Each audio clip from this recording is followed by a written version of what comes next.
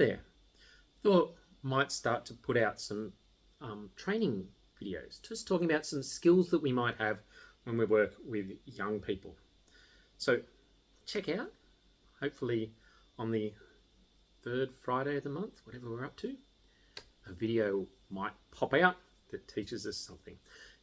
Now, I don't know about you, but I noticed in Lent we had the reading of Jesus having a conversation with Nicodemus and spending time with him.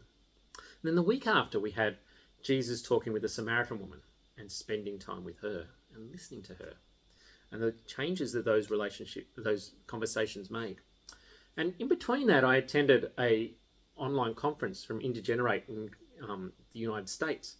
And one of the keynote speakers was Josh Packard. And he was talking about the future is listening. So suddenly we had all these listenings, and I thought, let's talk about listening. Let's do some training. Because listening is so important, don't you think? What's your thoughts on listening? Okay, well, I can't hear you, can I? But one of the keys to ministry with young people, as we try to help them to develop a lifelong faith, is walking alongside them, which means listening. We need to take that time to stop and listen. We need to be providing them with people to listen. Fuller Youth Institute, through their Sticky Faith and Growing Young, and many other youth and children's people through the years have been saying we need to change the adult to child ratio. So we often think, I'm putting on a program, I need one adult for every 4 or 5 kids in the program.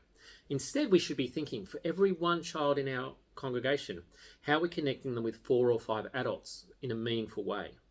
And the best way to do that is to have those adults who are listening to them. So we want to spend some time thinking about that and what it means to listen. Chap Clark, in his book Hurt 2.0, says this: as Hirsch states, in all societies since the beginning of time, adolescents have learned to become adults by observing, initiating, and interacting with grown-ups around them. Writes Mahali Csikszentmihalyi, I got that completely wrong, and Reed Larson in Being Adolescents. It is therefore startling how little time modern teenagers spend in the company of adults. In their study, that person and Larson found that adolescents spent only 4.8% of their time with their parents and only 2% with adults who were not their parents. We could go over a lot of evidence that shows that young people are actually wanting to connect with adults. You know, we often think, oh no, we're adults, they won't want to talk to us, but they do. And maybe that's a video for another time. I want us to get into listening, because listening is the key to building those connections and how we do that. And the truth is that in life, very few people stop and listen to us. I remember back when I was a teenager, we went to a big, used to go twice a year to a big youth rally in Melbourne, Youth Weekend. And one of the singers once told the story of, she noticed that people will say, how are you? And then just move on. And so when people would ring her on the phone for a while, when they said, how are you? She would say, oh, Mum's just died. And she was interested how many people just assumed that the answer was good and continued on with the conversation. And when it wasn't, she had to explain that this was just an experiment. But few people actually stop and listen to us. And that's important. Adam S. McHugh, in his book Introverts in the Church, says this: it's difficult to overestimate the power of genuine listening. Good listening can change the world. Listening is not only a means to the end of greater understanding. Listening itself communicates the value of the other person and his thoughts. So the act of listening is itself an act of love. We live in a culture where people are rarely listened to.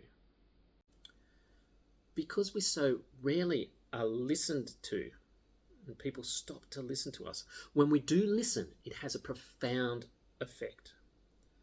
Mark Iaconelli, in his book Contemplative Youth Ministry, says this: yet I'll bet you can recall very few words from the countless sermons, lectures, speeches and conversations you've heard in your life. In contrast, I would wager you remember most of the moments when you felt deeply listened to and heard by another person. It's almost a conversion experience in this day and age to be authentically heard by another person. So listening is so important, but how do we do it? Well, one of the helpful things to do is to think about good questions. What are the questions you are asking? And that means ask open questions, not closed questions. What does that mean? Well, a closed question is a question that the answer is probably going to be yes or no. And if you have too many closed questions, it's very hard to get a conversation going. It might look a bit like this. Do you play sport? Oh yes. Do you play basketball? Do you play soccer? Oh yes. Do you enjoy it? Oh yes. An open question, on the other hand, can lead to all sorts of different answers. And it opens up conversation. So think about, how do I use open questions, not closed questions? But be careful. When you're asking a question, you're wanting to get information. It's not just the chance of how do I share. Sometimes we jump to, oh, I know something about this. Let me share. And sometimes it might look a bit like this. Oh, what sport do you play? Oh yes, I play soccer. Soccer. Yes, I used to play soccer. The thing you need to remember is you need to practice. Practice, I always say. And then, make sure you're passing to other players. You don't just keep the ball to yourself and try and get all the goals. Pass. It's important. And you must commit to the team too. Always been playing with the team. Team. So that's not very good. Instead, we want to be curious. We want to be finding out more about that young person, drilling down into them. So one of the keys to remember is, don't just ask the first question, but what are the follow-up questions you can ask? Often they can be the more important. I found this bit about you. Now tell me about it. Let me drill down and ask follow-up question after follow-up question. Don't make an interrogation, but just curiosity. And as you ask these questions, they'll just start to flow and to do it. And it might look like this. What sports do you play? Oh yes, I play soccer. How long have you been playing for? Oh, for about 3 years now. What position do you play? Oh, I like to play up front and try and kick goals. I used to play in the back row. You must be very fit. Do you enjoy running around? Oh yeah, I do enjoy it, and especially when we're having lots of fun. How's your team going? Oh yeah, my team's going pretty well this year. We've won a few games, and we've got a big game on Saturday. I don't know how we'll go. So key, be curious. When we're asking questions, it's not the opportunity for us to work out what we're going to say next, but it's to find out more about that other person. So start those conversations. Now, I need you to be aware that as you try and have a conversation with a young person, they won't always go fabulously well. And it might take some time to build up a rapport. So those first few conversations might be really difficult. So don't just give up and go, hey, I tried once, he really didn't talk back to me. I'm not going to do anything. It can take time. I was really impressed. Started last year, I was working in my office in Brisbane, and one of the older ladies from church used to come in on a Friday morning and once a fortnight and help fold our newsletter and put them in the envelopes to those that still needed them. And she came down to my office when she'd finished and said, I'm really loving the relationship I'm building up with Ollie. And for those who don't know, Ollie is my son. And she said, I started with, I'd just go up to him and I'd say, hi, Ollie. And then after a period of time, I'd go up to him and say, hi, Ollie, how are you? And after doing that for a little while, I started going, hi, Ollie, how are you? How's your week been? And she said, over time, it's moved from me going and initiating the conversation to him running up to come and talk to me before church. It's a long journey, but she built this wonderful relationship, and I'm like, you've got it. You understand what I've been talking about all this time. So Don't give up on that first, second, third conversation. Keep at it, but keep being curious. Keep asking and finding out. That was what she was doing.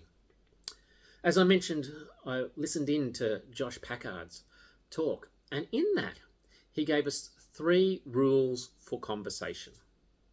Here's his slide. Number 1 is be relatable. So show that you can actually relate to them. It doesn't mean you have to agree with everything they say, but go, hey, yeah, I understand what you're getting on about. I understand that. I may not agree with you, but I understand. If you're not sure, ask a clarifying question or two. What do you mean by this? But show that you can connect and relate to them. So be reliable. Help the young person to know that if there's things that they want you to keep to yourself, you keep them. You don't go and tell them all, oh, he likes that girl.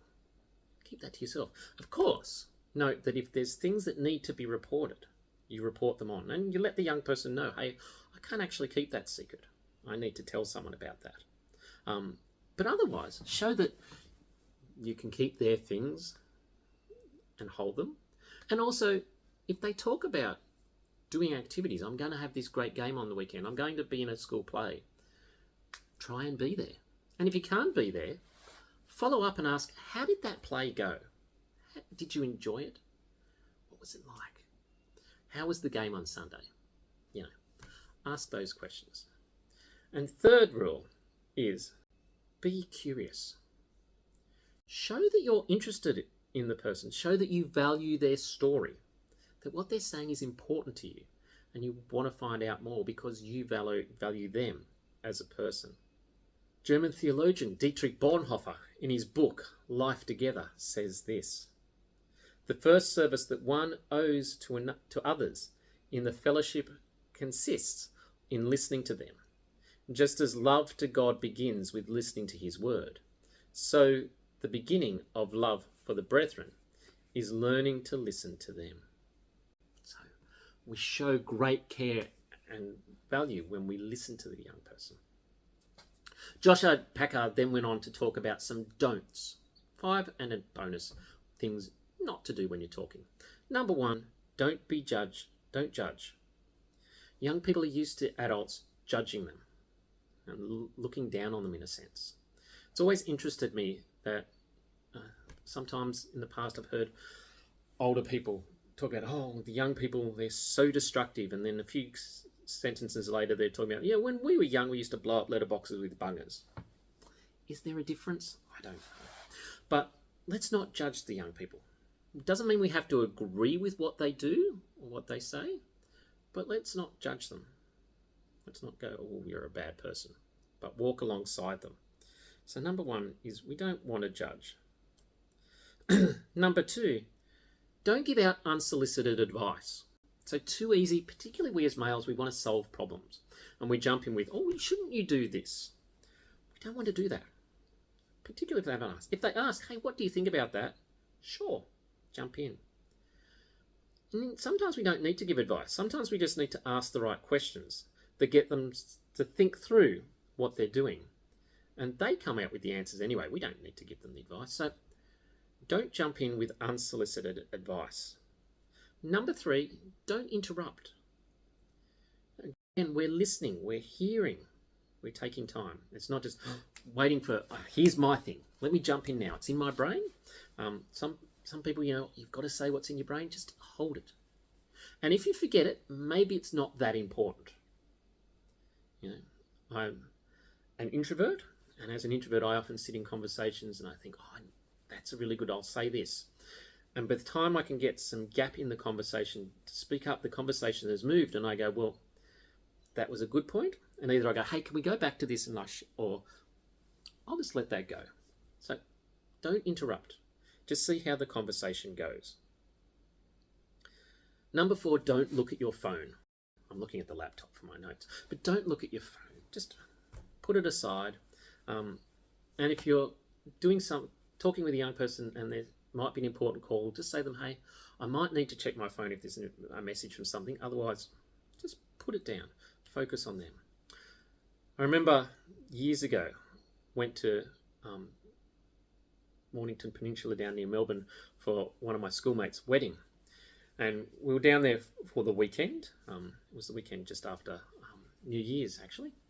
And so the wedding was on the Saturday, and Sunday afternoon we got a message from them. Hey, Fran, his new wife's family, they're either Greek or Italian, they're having dinner. There's lots of food. Why don't you and Kylie come over? So we went and were having dinner with them all, and I ended up chatting with one of Fran's uncles. And what he said will always stick with me. He said, when you're we talked a lot about faith and things, and he said, when you're talking with someone, give them your whole attention, because at that point, that might be the person that God is speaking to you through. So how do we put down the phone? How do we give the young person our full attention, paying complete to them? So don't look at your phone. Number 5, don't make assumptions. We all know the old saying, when you assume, you make an ass out of you and me. Don't assume. If you're not sure about something, ask. Ask a clarifying question. What do you mean by that? Don't go, oh, I know what they mean.